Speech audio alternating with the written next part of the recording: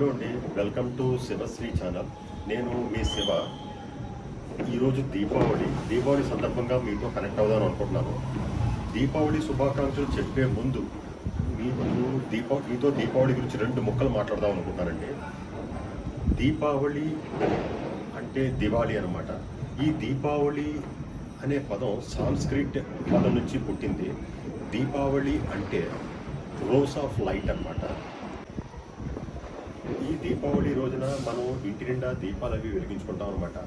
ఎందుకు మనం దీపావళికి లైట్స్ వెలిగించుకుని ఎందుకు మనం ఈ దీపావళి పండుగ జరుపుకుంటాము అంటే, దీపావళి అంటే చెడుని మంచి గెలిచిందని, చీకటిని వెలుగు గెలిచిందని, అధర్మాన్ని ధర్మం గెలిచిందని మన పురాణాలు చెప్తున్నాయి అనమాట అండి. ఫర్ ఎగ్జాంపుల్, ఇంద్రుడిని చంపి సంహరించి అతను అయోధ్యకి చేరిన రోజు అన్నమాట ఈ దీపావళి. అలాగే కురుక్షేత్ర యుద్ధం తరువాత పాండవులు కురుక్షేత్రం నుంచి హస్తినాపురానికి చేరిన రోజు అన్నమాట.